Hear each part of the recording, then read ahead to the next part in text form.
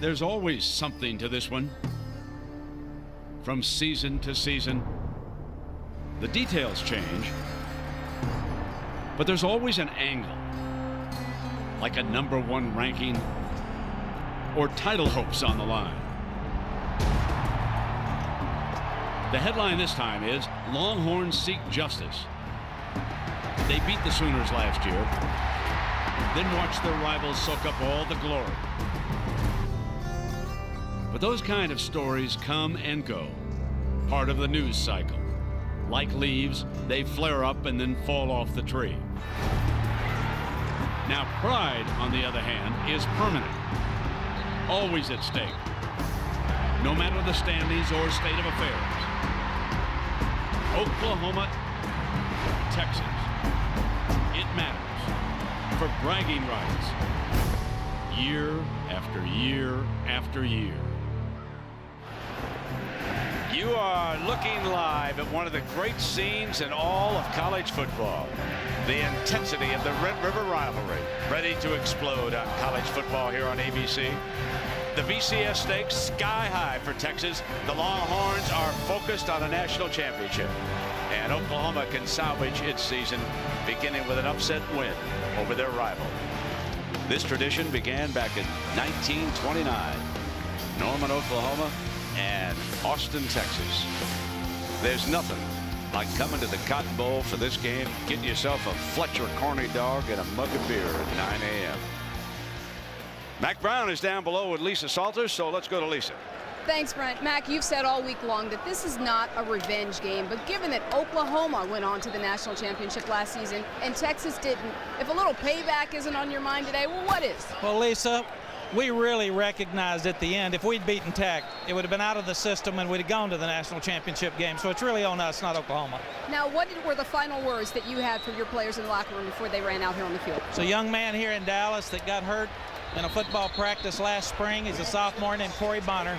He's in a wheelchair now, and our thoughts and prayers with him, but he left this with us last night, and it said find a way.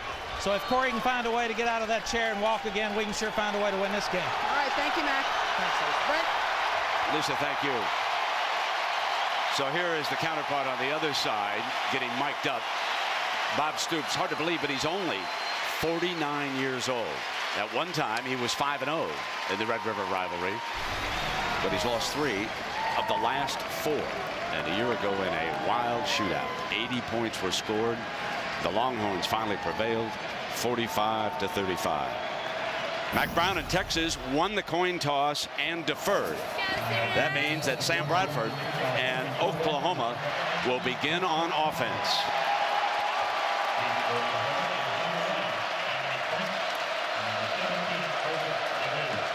Justin Tucker to kick it off for the Horns. Dominic Franks and Moses Madu back deep. This is Madu from the goal line. Short of the 20-yard line. Well, Kirk, here comes Sam Bradford for his first series in this game. He had 11 dropped passes last week, but he was still 27 of 49 against Baylor. That's a great point. He had some drops, but the most important thing is just getting number 14 back out on the field for Oklahoma. I think his presence creates a lot of confidence. And also, Brent, as you know, the tempo goes up another notch because of his understanding of this offense. They'll get to the line very fast today. Stoops hoping that DeMarco Murray, number 7, has a big game. They flare him on first down. That was in the script. And Murray squirts across for a first down on the opening sequence. Not only can he run, but he can catch those short passes. And with a young, inexperienced offensive line, look for that short passing game to be the Sooners' running game here today.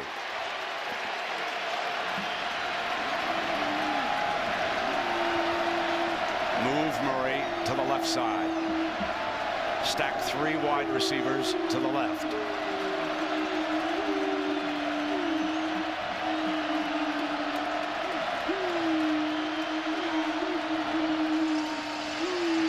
Bradford's second pass under pressure, had to throw behind Caleb, incomplete, second down and 10. coming hard was Lamar Houston. There's the concern for Oklahoma, the pass protection. Houston's really having a big year for Texas. And what Will Muschamp wants to see is not just sacks, but what he likes to call affecting the quarterback with hurries and hitting him after he throws.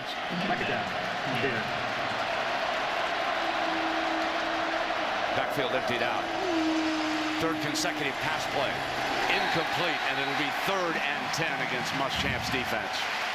This is the down and distance that Oklahoma wanted to avoid, and this is what Texas wants, because this is where they feel they have a huge advantage in coming after Sam Bradford with pressure against this offensive line, yet to build the continuity.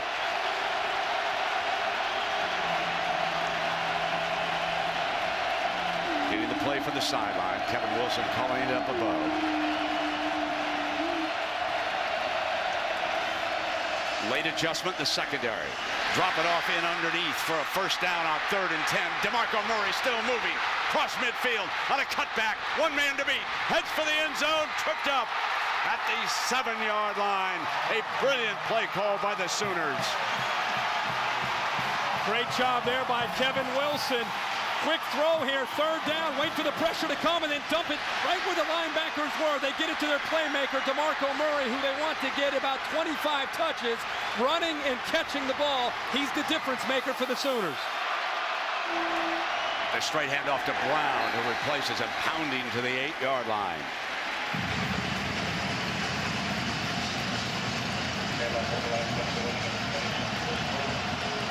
Chris Brown, nice change of pace to what DeMarco Murray can bring. He is a very experienced, durable back.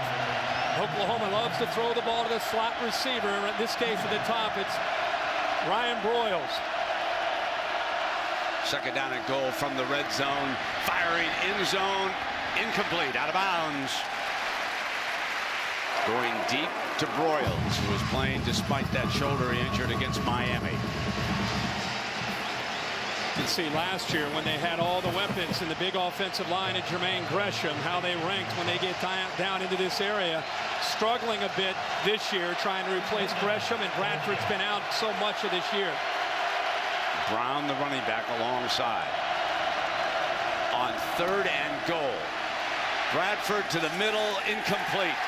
And that'll probably bring Jimmy Stevens out as the Longhorn defense holds after that 65-yard catch and run by DeMarco Murray. If you look at from the eyes of Sam Bradford, he doesn't have anybody open and makes a good decision just to throw this ball away where nobody can make the catch. But a good opening drive for Oklahoma if they can come away with points here.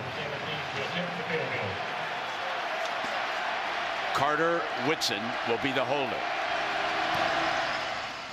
Off the upright, but it's still good. It ricochets across. It struck the left upright and ricocheted inside the right.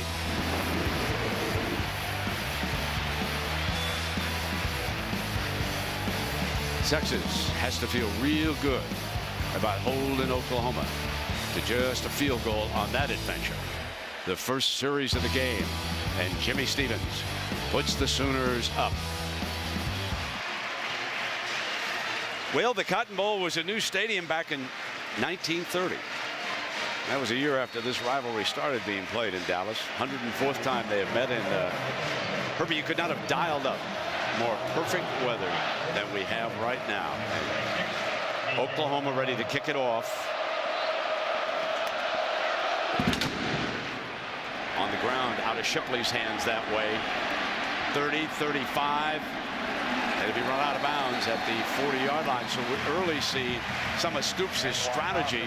Remember, a year ago, Oklahoma had a lot of trouble defending kickoffs, not just against the Horns, but some other teams. And we see what Bob's going to try to do here today. Absolutely. It's fun to see this game. Last year, we had so many great memories back and forth, and we're wondering, is this going to be a low-scoring game? And right out of the gate, Oklahoma goes 78 yards in a hurry and gets 3 points. And now here comes Colt McCoy, the runner-up in the Heisman Trophy a year ago.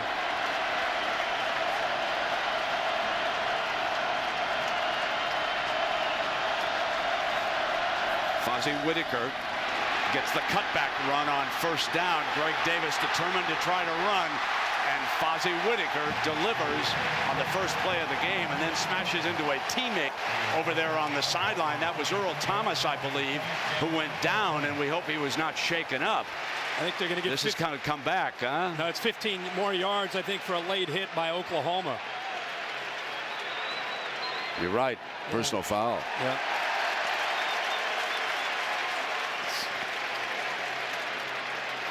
Keenan Clayton came in there a little bit late with a push, and these officials are trying to make sure they take control of this rivalry game early. Fozzie Whitaker, by the way, can run the football for Texas, and it's the push right there where he's out of bounds. Beal initially got him out. 44 pushes him, he's out, and then Clayton trying to finish the play, knocks him out of bounds, and it'll be 15 yards tagged on top.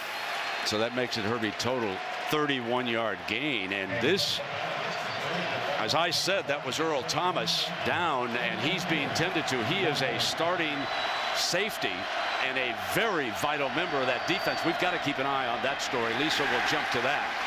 And they come right back. Gerald McCoy, one of the Nagurski candidates, along with Beal, great defensive lineman, makes that stop. A big battle up front will be Texas's offensive line. It's been struggling a bit establishing the run against a big Oklahoma talented defensive line. Oklahoma needs to be able to win that battle and get pressure with Gerald McCoy and their front four, especially in containing and corralling Colt McCoy. Thomas is sitting up now along the sideline, still being tended to by the medical staff. Second down and 12. Show linebacker blitz. They've got McCoy. That's a fumble. Scooped up.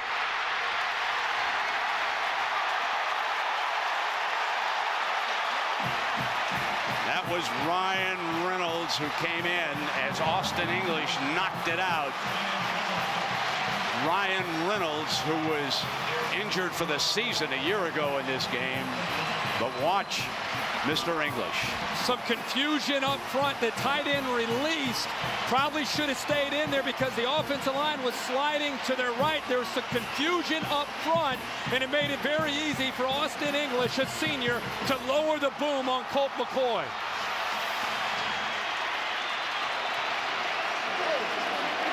From their own 48-yard line, English being congratulated for forcing their first turnover of this Red River rivalry. Stacking three wide to the right. They'll throw that flanker screen over there, and that's for a loss of yardage that time, and that is number 12, Earl Thomas.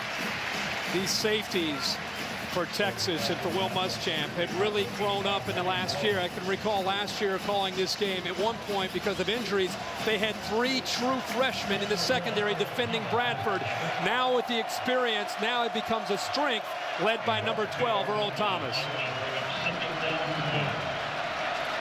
Caleb and Madu, along with Broyles, stacked to the left on second down and 12. And Brown gives up another yard, and this will be third and long for Oklahoma as the Longhorn defense has really tightened the vise. Kendall and Houston. Big advantage up front with Houston and Kendall and the rest of that defensive line against this Oklahoma offensive line coming into this game, and on that play they dominated. Middle incomplete, forced to punt again. There's a penalty. There is a late penalty drawn by Rivalry, I believe the tight end, who did an outstanding job in the hole, and Keenan Robinson took the bait. Automatic first down, bailed out. Keenan Robinson made a huge error, and he's doing his best out there to defend. But boy, oh boy, the ball was already about to go over top of the receiver's head and land on the grass, and then he pulls on his shoulder pad right at the end of the play. I don't know if that ball was catchable. I think that's what the Oklahoma fans are reacting to. And quickly, Landry Jones fires back over to the left, finding daylight with Cameron Kinney's first reception. What a great block by Brandon Caleb. Actually, he's right in front of him. He's going to pick up a block on Williams. It springs him and gives him just a little bit of a lane and about 8 to 10 more yards for Kinney to pick up. Attacking to the outside, using the pistol, coming back with the run and the contain man, forcing the running back to the 20-yard line. They pick up 2 yards. McElroy makes the stop on DeMarco Murray.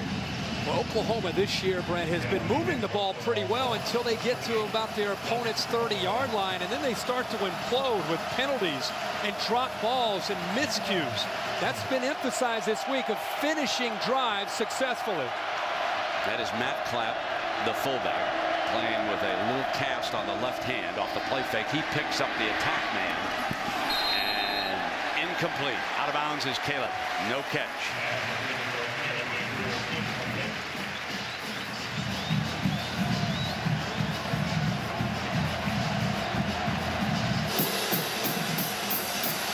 Third down and 8. Murray to the left of Jones. End zone. Jump ball. Incomplete. Curtis Brown, the corner with coverage that time on Kenny. Landry Jones just puts his ball up into the air and hopes that Kenny can fight and take it away from Curtis Brown. But the size of Curtis Brown at 6 feet, no problem for him to go up and bat that ball away. Jones fortunate that that ball was not intercepted. Remember, Jimmy Stevens hit the left upright and it ricocheted across for 26 yards. This is a 37-yarder here. Slides that one in through. 6-0 OU. 50-50 crowd. Oklahoma on the basis of 2 field goals, leading Texas. Kirk Herbstreit, Lisa Salters. I'm Brent Musburger. Nice to have you along with us. A gorgeous Saturday afternoon. From the 2, DJ Monroe looking alley. Down at the 27-yard line. Lisa, what have you observed down below about Sam Bradford? Well, Brent, they are no longer working on him, and as you can see, he's since taken his helmet off. A little while ago, he was trying to throw the ball a little bit. He did so very gingerly, no more than about 3 or 4 tosses. He is favoring that right shoulder, as you can see, and though I do not know the extent of the injury, I can tell you by the look on his face, he seems to be in a considerable amount of pain, guys. Thank you, Lisa. And of course, the helmet off. Not a good sign when you're down there in the middle of a game. No, how about this rivalry? You come in expecting to see a lot from Bradford McCoy. Bradford's injured. McCoy on first down. Completes his second pass of the game. Williams, the receiver. Malcolm Williams and Dan Buckner both are going to have to help take some of the pressure off of Jordan Shipley in this offense. Now it's McCoy with an option look. And Oklahoma is ready. Keenan Clayton, the linebacker. That has everything to do with preparation. Texas has not shown a lot of the speed option, especially under center from Colt McCoy. Brent Venables and the defensive staff obviously knew that there might be some wrinkles this week. And Brent Venables getting these guys dialed in. No chance at all there for Colt McCoy in their offense. 2nd and 19. And it's another cold start by the Horns. They've been plagued by it this year. Dangerous, incomplete. Shuttles it off to Greg Smith. Well, it makes it pretty tough to execute when you're losing the battle up front. Seems like every time Texas has had the ball, look at the advantage. Oklahoma already has run 30 plays. Within those yards for Texas, Colt McCoy has 2 completions. And here we are at the first quarter with about a minute to go. But up front, Texas is losing this football game on this side of the football. 3rd and 19. 4 wide receivers. They drop it off to Childs. And Childs is hit immediately by Jeremy Beal.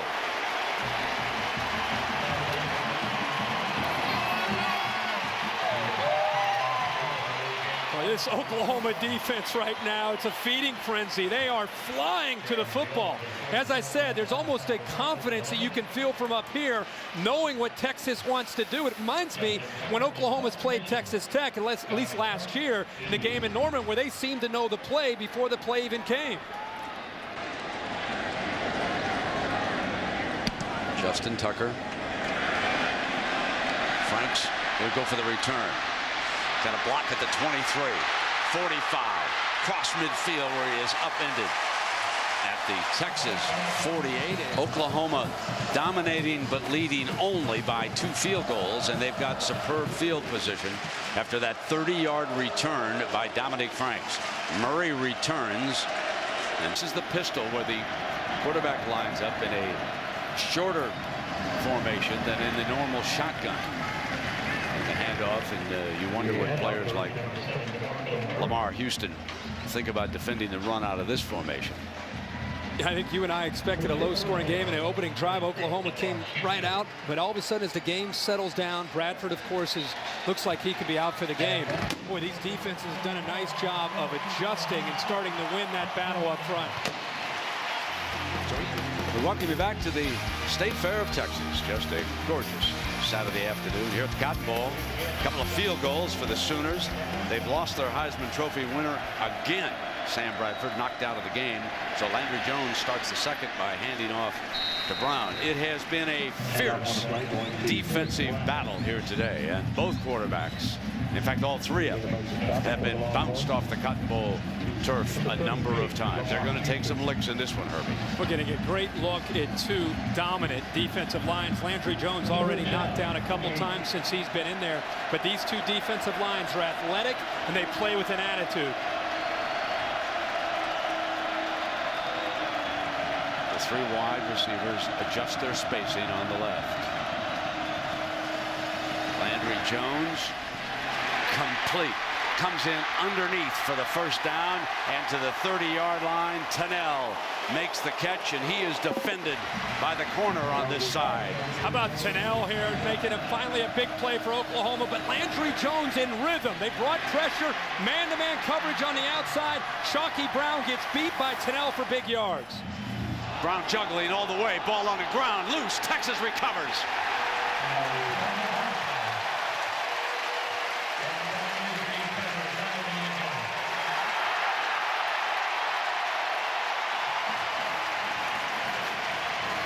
Acho, Sam Acho recovers it. He never had possession of the football.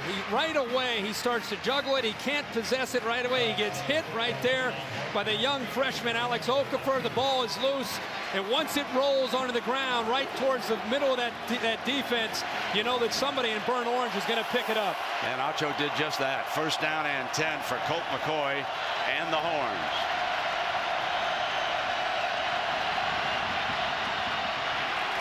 McCoy keeps it for a first down. A 12-yard run. A design play here. And it's a good job. They're going back to the misdirection, using the speed of Fozzie Whitaker, moving him from one side to the other, and then just running Colt McCoy right into the middle of that defense. They were playing a little bit of a guessing game there with their front. Caught him off guard and picked up some big yards.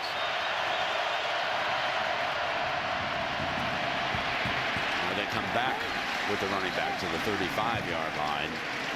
So Greg Davis told us earlier in the week he was determined to try and get something out of the running game. And so far, that something has given them only 10 yards, the longest of which was Colt McCoy's run. Well, you have to be able to run the football if you're Mack Brown, if nothing else, to slow down that dominant defensive line. Right now, Oklahoma's in attack mode because they don't respect the run game, and they're just pinning their ears back and coming after Colt McCoy. Going to keep it again on a quarterback draw, and McCoy back to the original line of scrimmage, plus about a yard. So here comes another big third down. Travis Lewis, and again, it's just about the pressure that they're creating. You see the back trying to come over Whitaker to pick up Travis Lewis on the blitz, and by the time he does, the entire pocket is collapsing on Colt McCoy, and he's got to get out of there. 3rd and 9. Look at the movement up front. Comes the blitz. Drops it off. Great grab, but short of the first down. Kirkendall went up, and that was Jonathan Nelson, and there's a penalty. And Mack Brown is right there with his wide receiver, unhappy about the end result.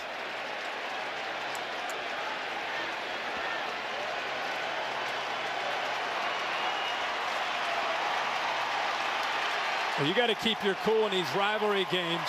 After the play, personal foul, unnecessary roughness on the offense, number 11.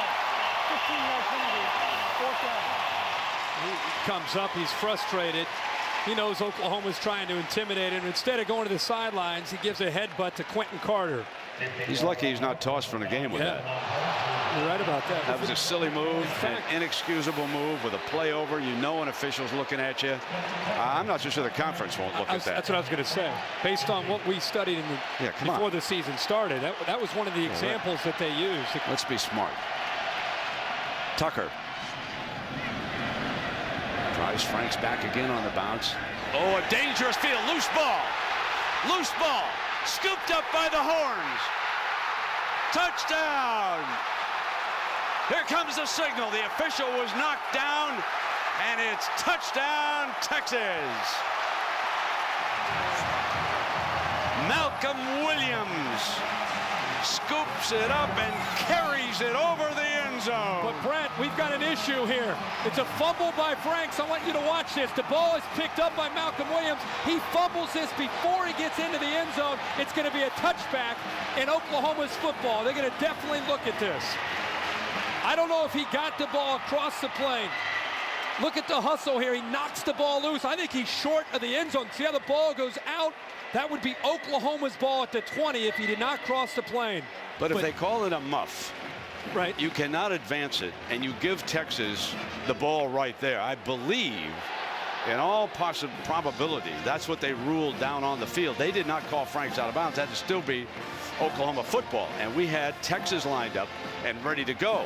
Now the coaches, especially the Oklahoma coaches, are demanding an explanation.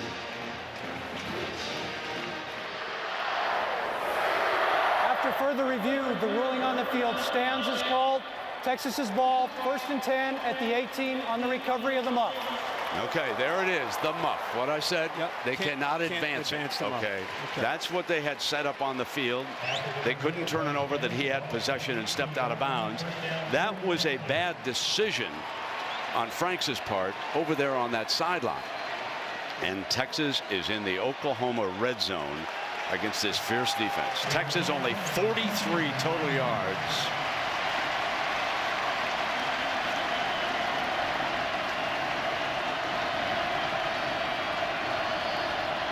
There's Whitaker, the fake, throw in underneath, and a jarring tackle by Franks. If you're Colt McCoy in Texas right now, sometimes this is what you need to be able to catch a break like this to get the offense going. Colt McCoy throwing on 1st and 10, but as Shipley catches the ball again, these white jerseys are all over Jordan Shipley. This time it's Dominique Franks who lowers the boom for a very short gain. 2nd and 7. On 2nd and 11, hit and almost intercepted. Dangerous throw, and Keenan Clayton, the other outside linebacker, gets over, and down goes McCoy. Good job here by Gerald McCoy from Oklahoma. McCoy wants to step up into the pocket. Look how McCoy squeezes in to take that away. Actually affects his vision, and Colt McCoy couldn't get anything on that ball. Clayton almost intercepts it. Colt McCoy catches a break there. That is the 11th time that Colt McCoy has hit the turf here today. 3rd down and 11. He's down to 4 seconds again. McCoy fires high and incomplete, and he had Shipley breaking beautifully on the post. He had Shipley that time with a step. Well, Shipley finally had some room. Quentin Carter starting, but there's the movement. There's the movement and the confusion. And even when you don't get to Colt McCoy, he feels the presence of this Oklahoma defense. Beal coming all the way around the edge to finally, once again, knock Colt McCoy down. But you're right. That time, Shipley finally had a little bit of wiggle room there if McCoy would have had more time. Hunter Lawrence, 9 of 11 this year. This is 1 yard shy of his long for the year. And Texas on the board as the battle of field goals continues. So Texas averaging 479 yards, and Lisa, Oklahoma held them to 95 as we go down to you.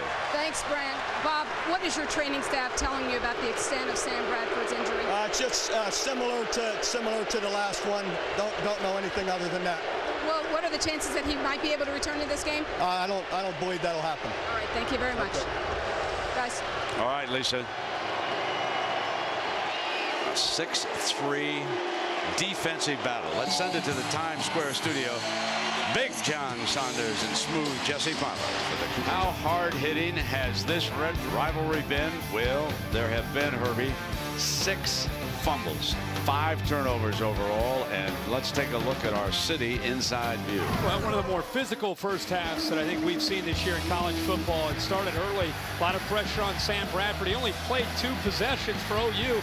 This was the play that ended up knocking him out of the game. And on the other side of the football, boy, oh boy, Colt McCoy has been hit a lot. In fact, 14 times the Oklahoma defense has had a chance to put pressure on him and knock him to the ground. And you got to wonder how you make an adjustment for both these quarterbacks. Landry Jones now in for Sam Bradford, and of course for Colt McCoy. What can he do to slow things down? They had 10 first half possessions and 38 offensive plays. You know, there were a couple of optimistic things, though, for Coach Davis and the Horns, and I'm going to point at Whitaker. He was able to get the edge a couple of times for him. Now, what would you do to slow down this Oklahoma defense? That's the thing that you have to be able to do, is you have to have some kind of running game, whether it's to the outside, trying to go right into the teeth of the penetration of Oklahoma, but something to make Oklahoma's front appreciate and respect what you can do. And they've tried some misdirection that has worked. Right. You get the Oklahoma defense aggressive running one way, and you try to go back the other way. That might be something.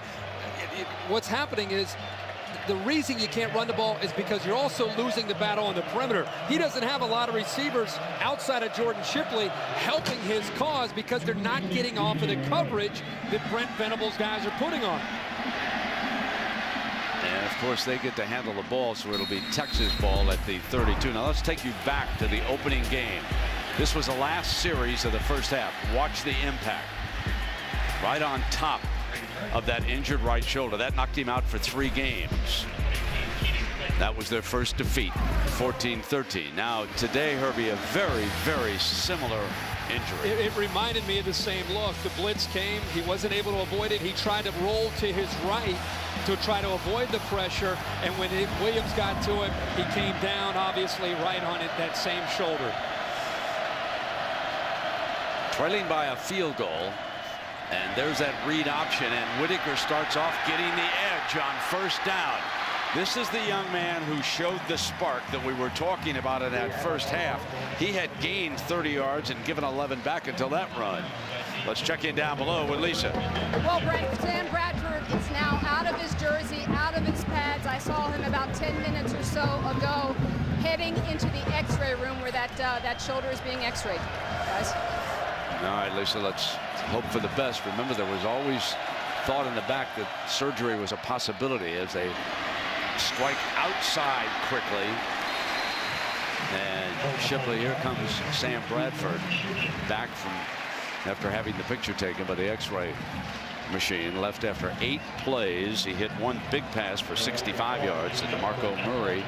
And now it is Texas picking the tempo up, and here is the young running back. No question about it. What they've discovered is number 28, and they're going to keep the ball with him. Well, they also discovered the tempo and trying to get upfield, and all of a sudden becoming the aggressor as an offense. This is the first 3 plays that we've seen Texas attacking Oklahoma instead of just trying to withstand the punishment that Oklahoma was putting on them. Childs is singled to the outside right. Quick strike to number 7, and read right away by Brian Jackson making the stop as we take a look, Herbie, at the Pacific Life game summary. There wasn't a lot to like if you look at the offensive side of the football, but look at the rushing yards for Oklahoma. They've been able to overcome that and hold their own with Landry Jones in there. The big thing, the third downs, Texas 1 for 9, and of course the bottom line, the turnovers. Oklahoma 3, Texas 2. And as we have it, a very low-scoring game, although here comes Texas with their first possession in the second half, looking pretty good. Kirkendall is slotted to the left. And Vondrell McGee gets his first carry of the game. Injured his shoulder against Colorado. Was able to practice late in the week and pronounced ready to go. Buckner now checks in and McGee comes out. So they'll spread the field here on this 3rd and 7. This is where the movement, the pre-snap movement, has given Texas's offensive line fits. They all stand up, they move around. This time they're actually stepping right into their stance and showing 4 defensive linemen. Heats on the offensive line. Venables walks up a linebacker. Incomplete. And it'll be 4th down. And McCoy picks himself off the ground the 15th time here today. Brent Venables pretty excited because he knows that his defense showed the pressure. They actually only brought 2 and dropped 9, and about 7 of them were at about 5 yards down the line of field. Venables having his team completely dialed in to what Texas's offensive attack is with Colt McCoy today. Hunter Lawrence hit a 42-yarder in the first half. This will be 41 for the tie. Looks long enough. The battle of the field goals continues here at the Red River rivalry in Dallas. 104 times these two teams have battled, and you never ever know what you're going to get. Last year, high scoring, explosive offensive game. Today, a hard-hitting, fierce tug-of-war between two defenses with 4 field goals. All we've got up on that scoreboard right now. Tied at 6. Tucker with the ball on the tee. At the 14 is Madu. Blasts up the middle to the 36-yard line. Well, Trent Williams returned late in the first half, and he's back out there here again. Not much given with anybody's running game here today. Acho, that's Sam. The brothers, one's 81, the other's 18. Emmanuel and Sam, and they have been very, very active. 2nd down and 9. Jones with time, Herbie, and it's dropped. This Texas secondary has played a great football game. One of the big battles within this football game is going to be the Oklahoma wide receivers trying to win one-on-one matchups against the Texas secondary. Right now, advantage Texas on the perimeter. 3rd and 9. Diving attempt by Kenny, and it'll be 4th down, and the Sooners are forced to punt. What Texas is doing is they're defending the short throw, and this time Kenny actually does a good job of getting behind Aaron Williams. The ball is led downfield. I think Kenny has a chance to run underneath that. Texas trying to take away a lot of the short throws, the more high percentage passes by Landry Jones. This is the 11th punt of this game. Jordan Shipley has had only 2 cracks at returning punts for a total of -3 yards. It came after it. Fair catch by Shipley back at the 22-yard line. So Colt McCoy and the Horns once again, we'll see if they can get anything going. They've had 141 yards of offense. The State Fair of Texas and the deep fryers never quit, folks. While this is whatever you want, they'll deep fry for it, including butter and I was going to say fried butter. So there is Jeremy Beal. Herbie, he had 6 unassisted tackles in the first half.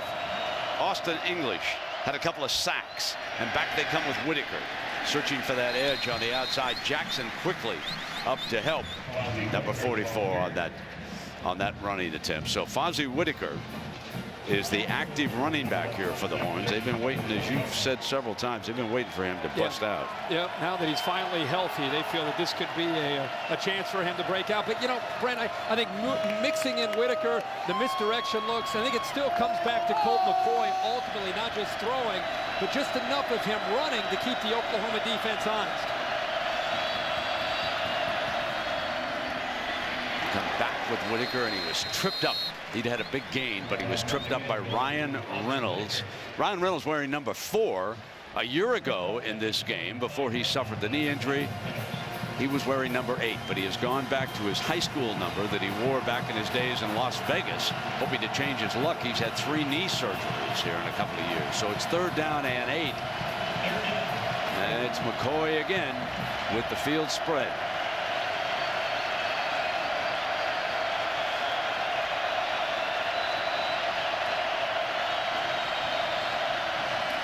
They rush only 3. And he fires against that for a first down that time, and that is Marquise Goodwin. Now, you talk about somebody with speed, ladies and gentlemen. Don't let this freshman get loose on you. Well, there's the attention being paid to Shipley, the slot receiver. What it does is it occupies enough defenders that it opens up a nice passing lane right behind the linebacker, Travis Lewis. Good recognition that time by Colt McCoy, and he finds his freshman for a first down. We're talking about a youngster from Garland, Texas, Marquise Goodwin. Long jumper, sprinter, he can do it all. Cody Johnson dashes out. Now, with more time, the last 2 times he's had the benefit of time to throw the ball, and so he picks out Johnson. That's the first time he's touched the ball here. Yeah, it's there again. There's a little bit of rhythm. Here they are again with a fast snap. Coming right back with it. First down at the 45-yard line. So there is their big short yardage back.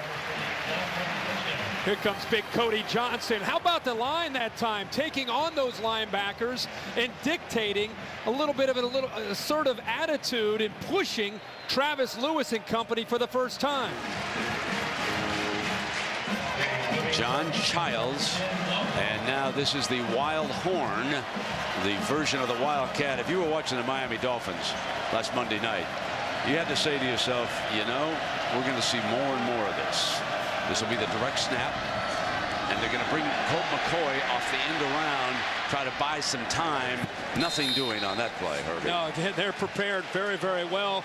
Actually, they put a lot of pressure on Colt McCoy that time. It wasn't as if he had time to be able to let the play develop. They were trying to catch them napping, thinking that Colt McCoy wouldn't be involved in the play. But of course, when the ball gets flipped back to him, the secondary has everybody covered downfield, and Colt fortunate to just be able to throw that ball away. That is the 16th time that Colt McCoy has gone to the ground today. 2nd down and 10. The Sooners D determined not to let number 12 or number 8 beat them today. Comes back in underneath the good one, and that time the Sooners again were ready, and Quentin Carter, the junior from Las Vegas, did not let him get up to speed. That's a great job by a safety way out on the edge. How about the closing speed right here? Gets around a potential block by Jordan Shipley. You can see Shipley frustrated with himself for not getting out there. Nice job, Quentin Carter, being a very physical and athletic safety, but being asked to cover the electrifying Goodwin on the outside. 3rd and 10.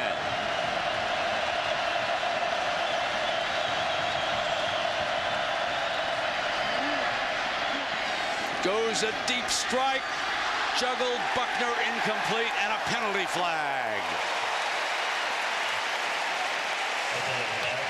Ibeloy, who had replaced one of the linebackers, was working on Buckner, the flex in. Pass interference on a defense number 5. 15 yards from the previous spot. Automatic. First down. Again, this is a matchup that Colt McCoy will take. Buckner, who has great size at 6'4" and some good speed downfield, has what it takes to be able to make that play. And the reason I think the call comes through is if you don't turn around. It wasn't a lot of contact, but if you don't turn around, you almost look as if you're guilty. But there wasn't a lot of contact that time from Ibeloy. There's Fozzie Whitaker. He's the running back for the Horns. Striking up the middle again for 9 yards. Biggest difference that I've seen outside of trying to run the football is a change in the attitude from Texas. As I said, it's the first time these first 2 series of the second half where they look like they want to attack Oklahoma. Their tempo is cranked up, and they have Oklahoma for the first time sitting back more as opposed to coming after Texas. Cody Johnson, he'll block for him. Throw end zone. Shipley going up in the air. Incomplete. Jackson Brian Jackson from DeSoto, Texas, a senior corner, was all over number 8. Boy, Brian Jackson has been all over him most of this football game. Shipley ends up again catching the football, but it's because Brian Jackson is able to be physical at 6'1", 200-pound boundary corner, winning the battle between he and Jordan Shipley throughout this football game. He just bodied him to the boundary, and Colt had nowhere to go. Whitaker checks in, but he is split to the right. Texas will spread the field on 3rd and 10.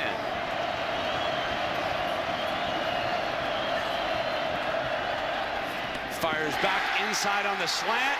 Touchdown, Goodwin. The freshman with the first touchdown carries it over the end zone.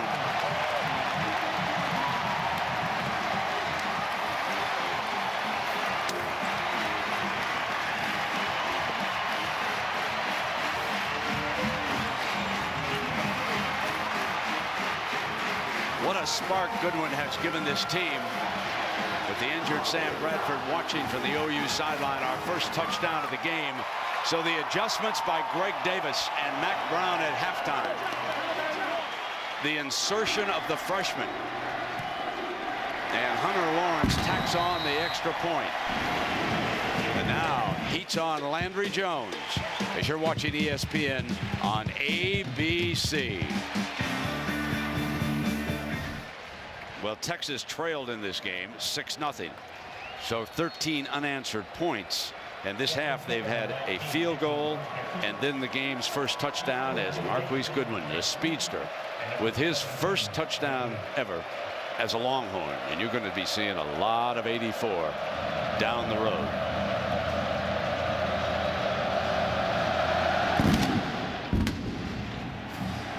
Fielded at the 4 by Madu. Moses breaks a tackle.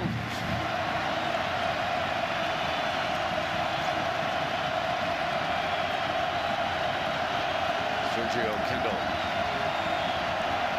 moving around. Try to get in from outside right, and Tennell picks up the first down.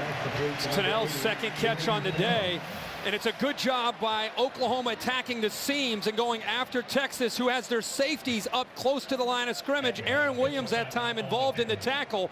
You can see he's fortunate to be able to get involved here right there from behind to help slow down to get Shockey Brown enough time to make that tackle.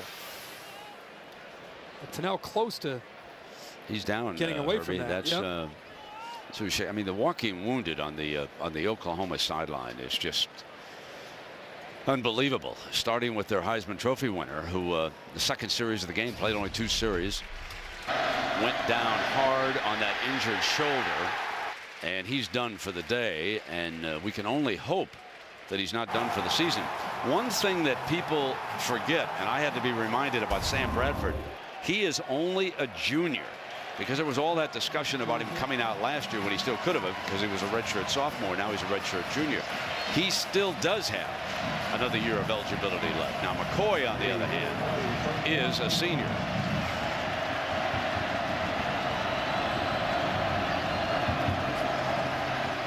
Great protection. Wide open, incomplete.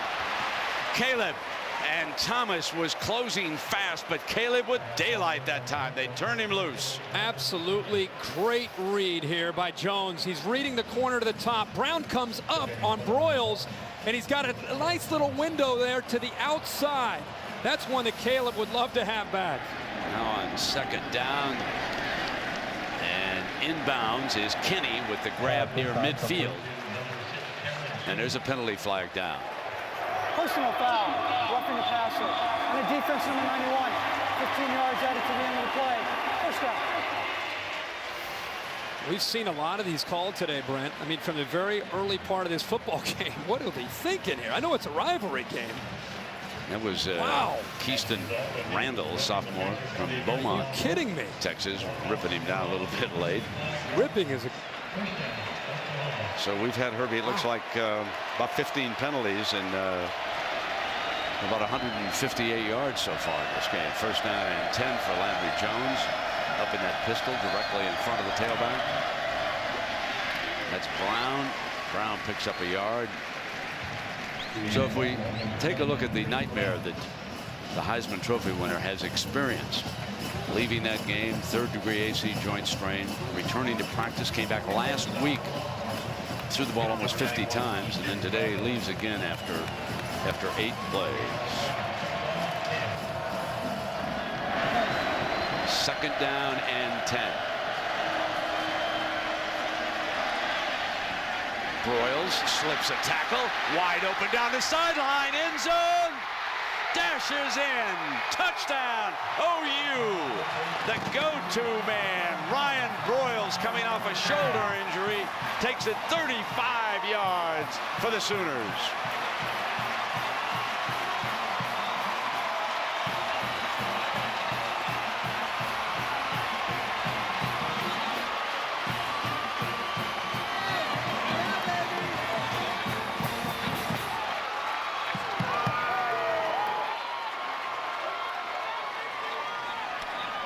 Jimmy Stevens, this could tie.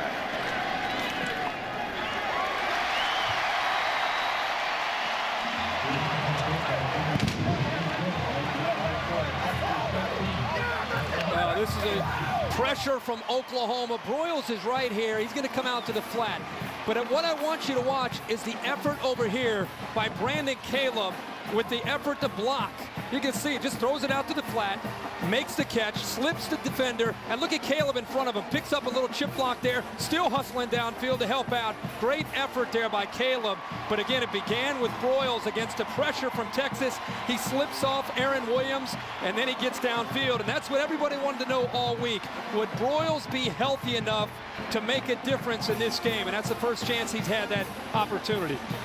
I told you we'd have a shootout. And now here we go. Here we go. Greg Davis and Kevin Wilson, the two offensive coordinators, doing a great job of making adjustments at halftime to give their offense some confidence. That's part of the battle, just getting your guys to believe after a first half like that you can go out there and make plays. Top of the hour, 2 o'clock here in Dallas. In case you just joined us, it has been a fierce defensive struggle. Our only touchdowns have come here in the third quarter. And Heisman Trophy winner Sam Bradford has been sidelined. He re-injured that right shoulder of his. So a short kickoff, run up to the 10-yard line, and DJ Monroe, he'll be run out of bounds. Nation's second longest winning streak. And how many folks really know it? Now Colt McCoy got time, comes down the sideline, comes back to the youngster out of bounds.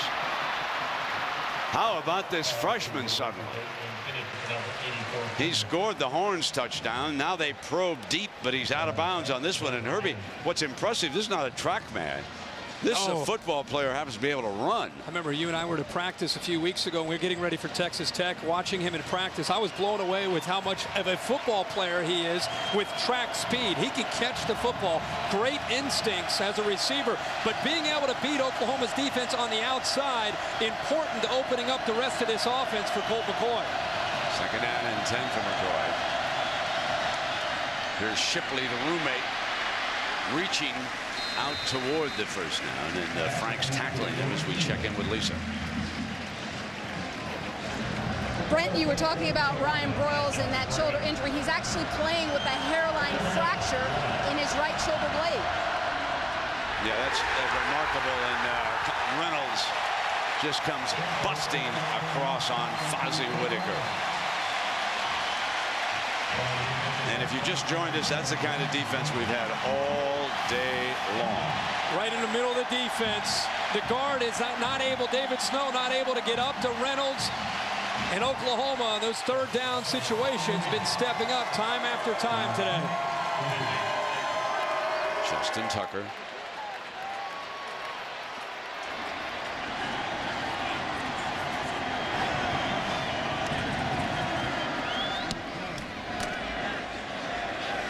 Franks lets this one go on into the end zone.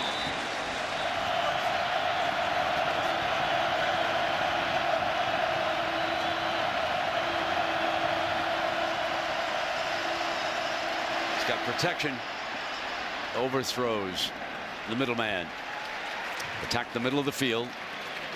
He had good time that time. He did, and again, I think Texas, what they're trying to do is keep everything in front of them, and they're starting to close in towards the line of scrimmage. And what Kevin Wilson is trying to do to try to counter that is getting the ball thrown more downfield and trying to find the seams. That time he just had to throw that football away. Good coverage.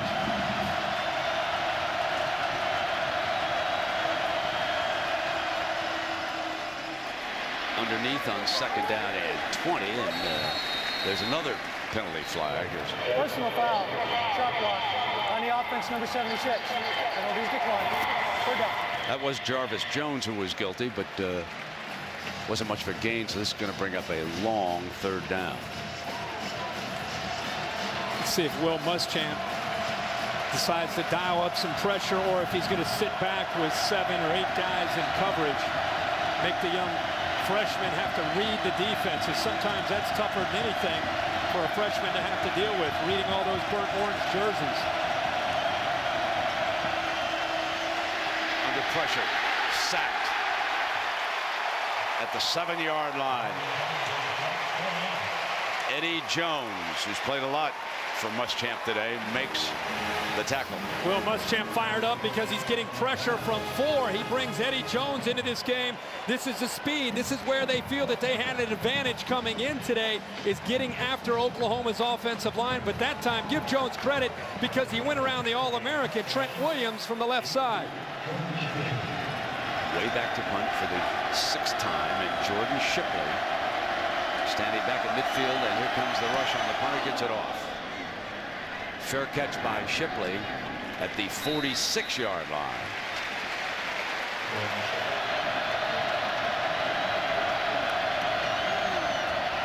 Colt McCoy off the fake, looking to throw it on 1st down. Can't find an open receiver, still dancing. Throws it away. 2 things about that play that stood out. Great coverage, number 1, by Oklahoma's secondary. Colt McCoy didn't have anything to do there but to try to buy some time. But how about the initial protection? It's like watching 2 different games from the 1st half to the 2nd half. The 1st half, every time Colt McCoy dropped back to throw, almost by the time he took the snap in the shotgun, there was penetration. Now in the 2nd half, we're seeing this offensive line, because of the play calling, start to settle down and take a little bit more control. Colt takes off. He saw the linebacker step up on his right and took off to the hole to the left. And he also followed Whitaker here, who just does enough to get into the way, just right there, enough to get into the way of Travis Lewis to give him a little bit more of an opportunity to pick up another 4 or 5 yards. Cody Johnson, the big back, checks in, and there's a problem getting the tight end set, and finally Smith does. Now Buckner comes off late. Still plenty of time on 3rd and 1. McCoy keeps it himself.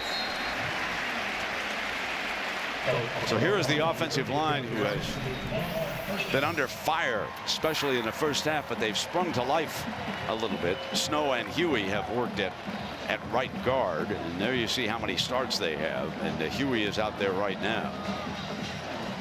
Ulatowski, the left tackle, 3 seniors, Hall, Tanner, and Ulatowski.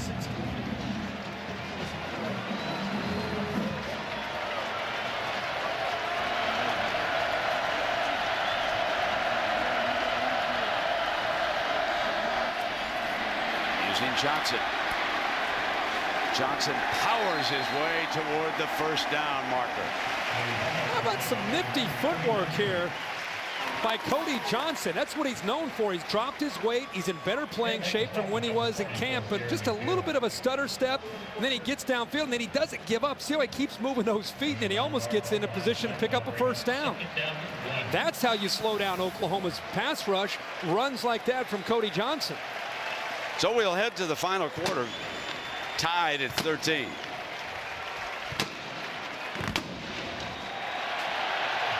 The Red River rivalry. We got some 92,000 on hand and nobody leaving. We'll return after this message and a word from our ABC stations. Well, there's the prize that everyone is searching for, the Coach's Trophy, presented by Dr. Pepper, to be awarded at the 2010 City BCS National Championship game. By the way, when other receivers start to make catches, you start to get back to the old reliable Jordan Shipley, who gets left one-on-one more. And here's Whitaker. And he is brought down immediately by Austin English. English also had a big game. English, McCoy, Taylor, and Beal. Tough front to block. One of the more athletic and experienced fronts in the country. McCoy is a great player.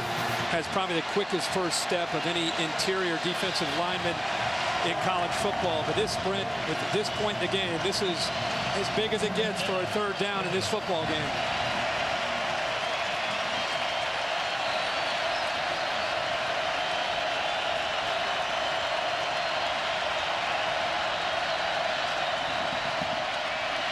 Fires, Kirkendall, and it's going to be close. Short, it looks like. Proctor coming up to make the stop, and of course, if it is short, Hunter Lawrence will come on for the field goal, and that's exactly what's happening. Well, the pressure was coming again from the linebackers, and Sam Proctor, who was left one-on-one against Kirkendall, had to make that tackle in the open field. And by stepping up and making that play, of course, he now forces his field goal attempt. But that was a good job in the open field by Proctor. Oklahoma has to be conscious of a fake with Shipley. It's a 4th and 2. He'll hold it. And Hunter Lawrence with a 32-yarder puts Texas back ahead. 16-13 here in the 4th quarter. Timeout. 16-13. Texas has taken the lead. You know, we came here, Herbie, expecting a shootout with 2 returning O'Brien watch list candidates for that quarterback award, and instead it's been a defensive struggle here today. The 6-3 halftime score. I think we all anticipated much of the same in the second half, but we have seen some adjustments, and 20 points combined here in the second half so far. High kickoff, fielded at the 5 by Madu again. Run out of bounds at the 20. In a game that has featured a little bit of everything. We've had several delays, long ones for instant replay. Now Landry Jones and the Sooners take over inside the 10-yard line, and it'll be 2nd and 10. And Murray is busted. I mean, Keenan Robinson over there made sure he went to the ground.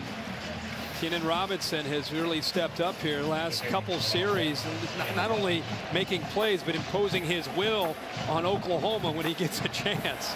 It's a nice play by the sophomore. If nothing else, just sending a message to DeMarco Murray. Look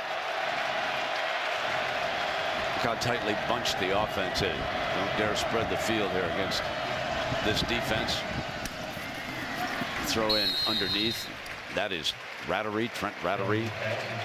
Really have a lot of appreciation for what Landry Jones has been asked to do to step up in this game. The game experience that he's received when Bradford went down against BYU has helped him to get some experience. He has played against Miami, but it's a different deal in Dallas today. And I think he has stepped up in a very difficult situation and played well. Uh-oh. Intercepted. Picked off at the 21-yard line. A spectacular interception by Aaron Williams as Landry Jones, but there is a penalty flag. It's against declined. It is Texas football. Landry Jones was trying to dump it out of bounds, Herbie, and Aaron Williams went airborne. Just when you compliment the young man, how many times do you see this happen? He breaks contained, Kendall goes to the inside, but great effort by Lamar Houston, but unbelievable the way Aaron Williams climbs the ladder. Brent, you're right on it. I think he thinks he's just throwing this thing away, but how about number 4 with about a 40-inch vertical to go up and intercept that? And they love to play for Will Muschamp.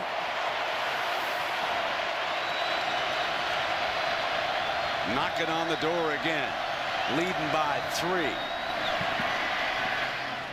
And they squirt young Whitaker through.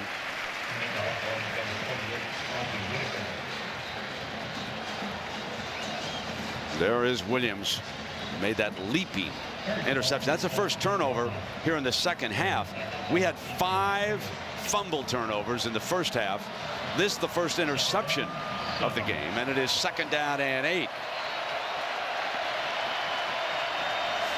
Reynolds, number 4.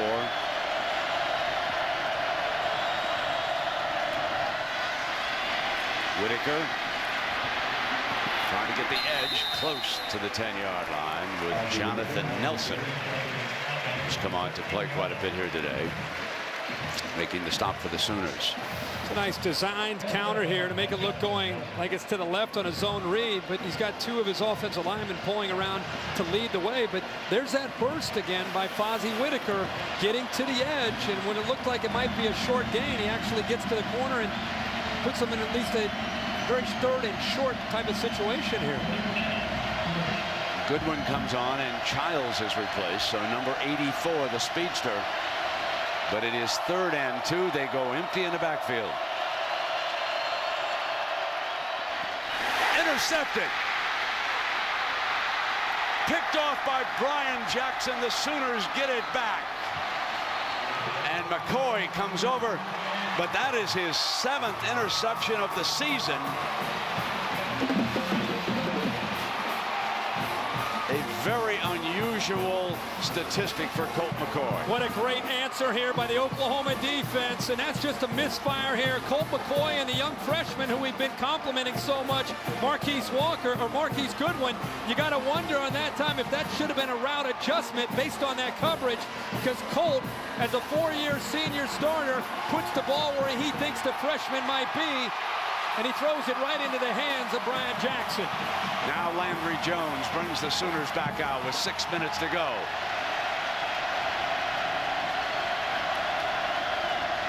Play fake by Landry.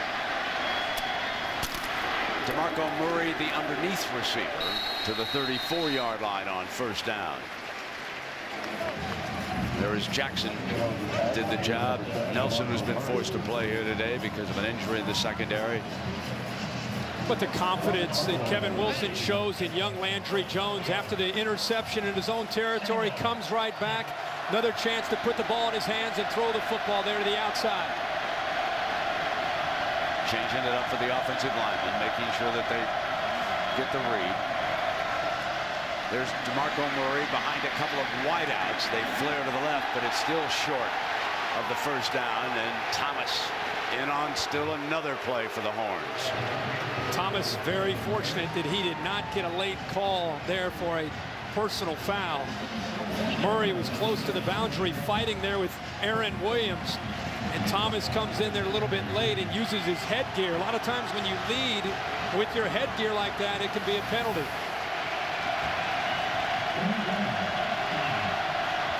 Samacho checks into the defensive line. 3rd down and 5. And DeMarco Murray made the catch, but he appears to be short of the 1st down. That was Shockey Brown defending it. I think Texas had a lot of confusion that time with their linebackers. See, running off, trying to make adjustments with hand signals, and you're going to see Keenan Robinson from the right coming way over to the left, and that's exactly where Jones throws it. If he would have looked maybe downfield, he may have caught Texas out of position. And it looks like Stoops is going to go again. Landry keeps it himself for the 1st down. So that's Bob Stoops. See how his team feeds off of that attitude and willingness to take chances and show confidence in his players that he feels that they're going to be able to come up and execute. Watch the reaction from Bob Stoops after they pick up this 1st down. Yes, sir. Let's get up in here. Let's go. Old Hawkeye. His alma mater's doing pretty good. Still unbeaten.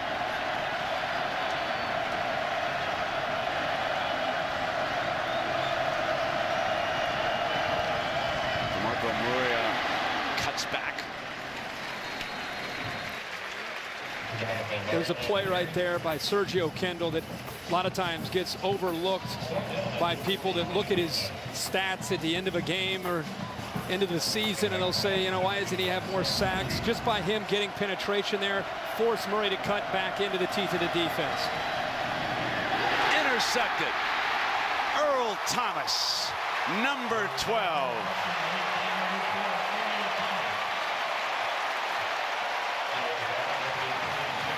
Here's an example of Landry Jones, as much as he still looks like he's under control, he's still a freshman. Doesn't see Earl Thomas, the most talented defensive back on the Texas roster, shadowing Broyles for the easy interception. The Horns are in charge now. Thank you very much. Here, of course, Texas leads Oklahoma 16-13. They have the ball back. OU on his last 3 possessions. They lost the ball on downs and then interception. Now first down and 10 for McCoy.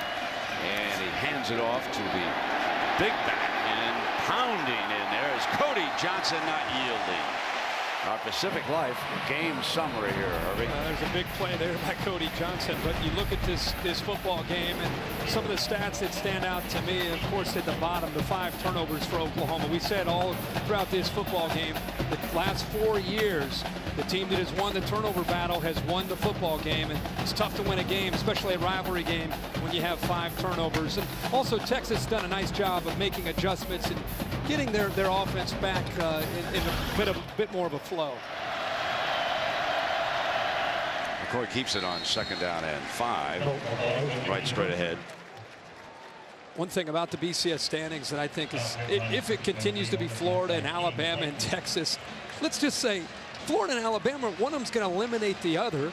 It almost doesn't matter if it's a 3-way argument between Florida, Alabama, and Texas. If Texas wins out, they get through this game and they continue to win games, they're going to play the winner of the game in Atlanta between Florida and Alabama. Here may be the most telling stat of this game. Colt McCoy has been on the ground 17 times, okay? 13 of them, or 14 of them came in the first half. Absolutely. All right, that means they're doing a much better job of keeping this defense off balance here in the second half. Colt's going to keep it and run for the first down. Slides safely into the 48-yard line, and they'll move the chains. 2.5 minutes. That's a design play and a good job of blocking up front. That time Charlie Tanner leads the way and picks up a block on Lewis. Design run all the way, and now Texas will take all the time that they need to chew up the remaining 2 minutes in this football game. Mack Brown, they have won 3 of the last 4 games. And there's a telling stat right there, how many 3-point close games that Mack Brown has been involved in, and they've won 14 of their last 15, the Horns have. And here's McCoy keeping the clock moving. The Texas fans, or half of our 92,000 crowd, wanted a penalty on that. You know that during Mack Brown's reign in Austin, Herbie, the Longhorns have set 215 school records. 215 now. Are there any left? I don't think so. He's cleared the deck. He'd like to have that second national championship. You know, Darrell Royal tacked the second one up there. And he's got a great shot this year if this team can keep improving offensively. And you know, there's a very good recruit watching this game here today. Defensive end Jackson Jeffcoat from Plano. He's a son of the former Cowboy star Jim Jeffcoat. He's thinking of both these great schools. Oh, yes, his daddy's a defensive line coach at Houston. So I talked to the coaches before the game, and they said, you know, Houston's very much in the running. And here comes the flag. I guess they're going to call this on Beal. Little frustration, was there? Yeah, I mean,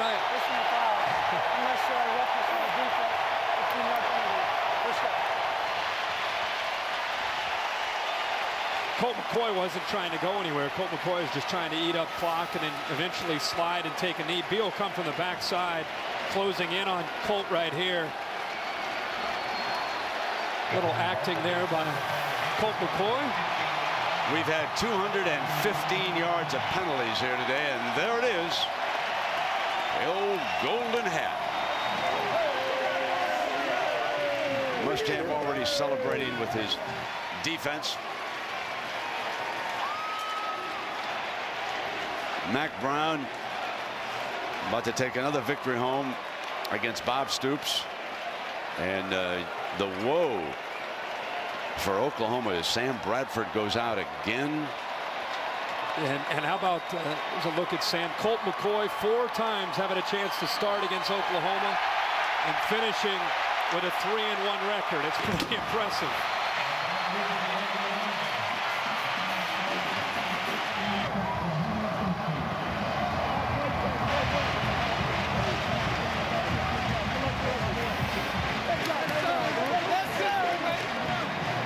Another chapter in a fierce rivalry. One of the best in all of college football. The Sooners lose their Heisman Trophy winning quarterback.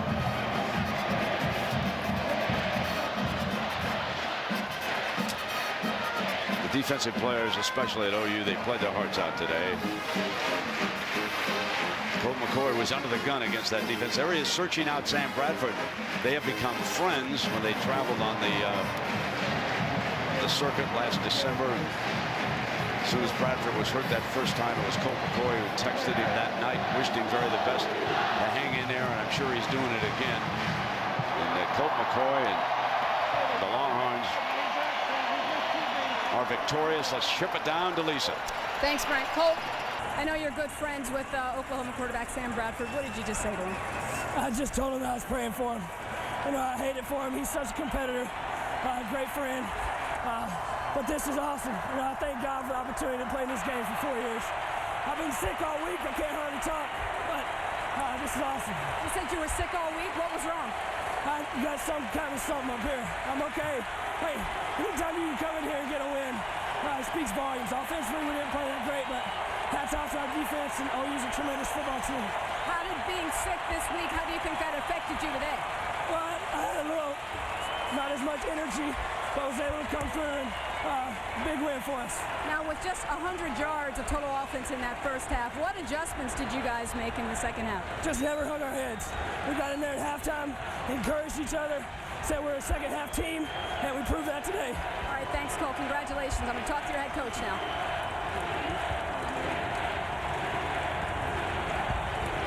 Matt, what did you just say to Colt?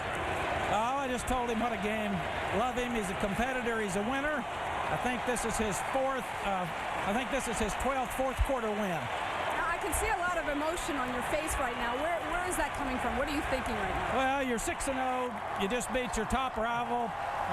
It's a heck of a ball game, and you loved your kids because they kept fighting, and all the fans got what they wanted, but we did too. We got the win. Now, from a coaching standpoint, you guys had just 100 yards of total offense in that first half. What changed for you in the second half? Well, Lisa, we were able to loosen up a little bit. We made too many mistakes, and I think the kids were trying too hard. It's one of those deals. It's a fine line in this game. We know momentum's going to go back and forth, but I think they felt like since OU had a couple of losses that they probably had to come out here and just jump on, and they didn't do that, and it bothered them. Well, this definitely was a game of highs and lows. You guys intercepted it down here in their territory. They got it right back with an interception. Then you picked them off again. As the coach, what were you thinking on the sidelines while this was happening late in the game? I was thinking this is a typical Red River rivalry. This is what happens every year. Last year, the offenses were the theme of the game, and this year, the defenses. And lastly, your thoughts watching from the other sideline when you saw Sam Bradford go down again? Well, I hate it for Sam. I tried to find him and didn't see him after the ball game, but I'm sure he'll be okay. I saw him moving around afterwards and just hate he couldn't play in this game. He's a great competitor and great player. All right, thank you very much, Mac, for your time. Congratulations. Thanks, guys. All right, Lisa, thank you very much. And Mac Brown and Colt McCoy, they're over there with their fans. It'll be the eyes of Texas that'll take you off.